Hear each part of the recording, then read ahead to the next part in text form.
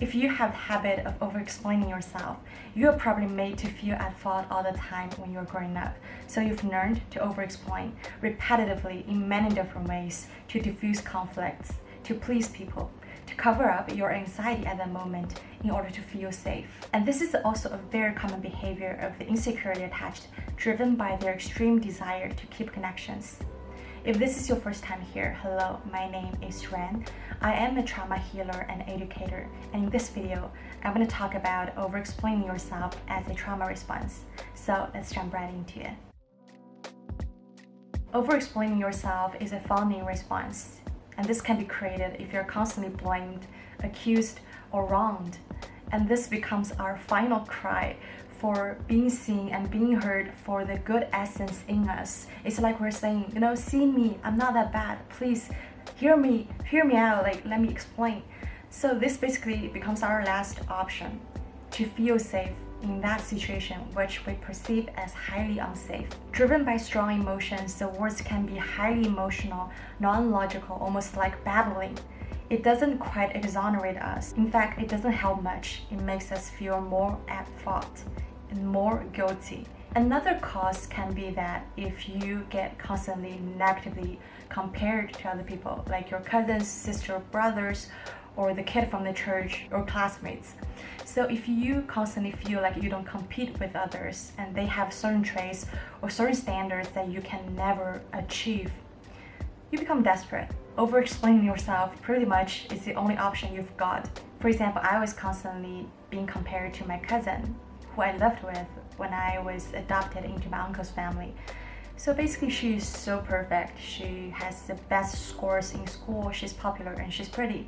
But I was quite awkward and shy. I was pretty bad at school because all of my energy goes to mental exhaustion, to fight depression and fight anxiety, to fight the belief that I'm disgusting, I am horrible, like nobody should love me and stuff.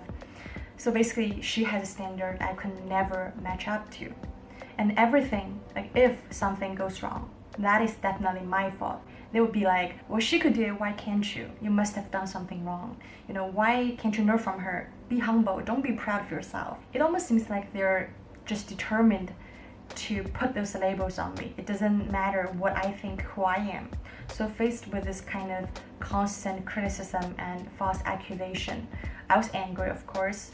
My words can be extremely emotional, and sometimes I might lash out, but this doesn't really help my image. It just creates me the label as being too sensitive, too stubborn, childish. And I'm sure a lot of you can relate. Even though that your parents might come out of good intentions, they wanted to make you better, shape you to be better, right?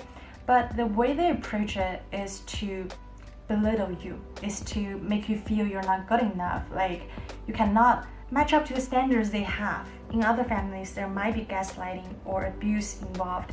There might be erratic and explosive or unpredictable behaviors from emotionally unstable parents caused by their own trauma and emotions. So we may constantly feel the need to make our parents happy at all expenses, even if it means we abandon our truth, saying things we don't mean, siding with our parents even though it's not the right thing to do. We hate ourselves because we just can't stop our fawning behaviors. A sad truth is that almost all people pleasers have this habit of over-explaining ourselves because there's a deep wound underneath that we couldn't really be ourselves loud and proud. We know we won't be accepted for just being, for not trying anything, for not pleasing, for not walking on eggshells. It's just sad when we watch other people. They're just so happy and light. They can say whatever they want. They can do whatever they want. They are like an independent person. But we just carry so much burden around ourselves. Like, oh, what if I do this? They think of me in this way. What if I've done that and they started to dislike me? And what's torturing us is the anxiety, the uncomfortable emotions from real or imagined backlash or rejection and disapproval from people. So we constantly dwell on the issues, we constantly replay the scenarios, we constantly judge ourselves, criticize ourselves, shame and blame ourselves for putting too much energy into it, for being overly sensitive, for overthinking. That means it's not just the over-explaining behavior itself that we are ashamed of. We are also ashamed of the constant mental fights, the constant mental conflicts we have inside ourselves. So what are some tips to heal? The number one tip is to be able to tolerate the uncomfortable feelings and anxiety from the imagined or real backlash from people when you are learning to set boundaries. Allowing the existence of multiple realities and conflicting feelings is a sign of maturity, is a sign of mental flexibility. And you're going ahead, doing the right thing, sticking to your personal values is at the core of what acceptance and commitment therapy promotes. I have a video talking about what to expect and what obstacles you might encounter when you're learning to set boundary. I'm gonna put it up here somewhere. But familiarize yourself with it so that you won't be scared. You will know that it's a normal process to have backlashes, to feel bad. And the second tip is to take small steps to build a stronger sense of self. Practice not dodging eye contact. This is a really key thing that people overlook. When we try to be like evasive, it just conveys that you are unsure of who you are. And people don't like insecurity, you know. Another aspect is say what you wanted to say and be done with it. Don't over-explaining it just because there are doubts, there are disapprovals. You have to convey how sure you are of yourself, and that commands respect from other people.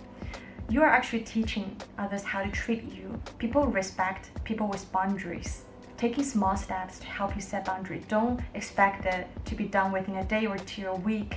It takes me years to finally get over the people-pleasing behaviors that have been the pattern of the last 20 years in my life. It truly takes patience and time and practice. I have a video talking about 5 small exercises. If that's something you need, I'm gonna put it up here. But you can build your own exercises and gradually build up the level of difficulty in your own rhythm and your own pace. The tip here is just to start really small, like small things, and celebrate your victories along the way. Another thing, the last thing, is to be aware. Being aware of it can simply change it, period. That's it. If you know you're explaining yourself under certain circumstances, next time you have more space, you can just pause, you know, well, I don't have to say this. I don't have to over-explain myself. You will have more like space before you automatically, reflexively jump to agree on someone, to over-explain yourself. So being aware is the best tool to help you change your behaviors. If you wish to see more videos of people pleasing, I'm gonna put the playlist up here. I hope you enjoyed these videos. Bye.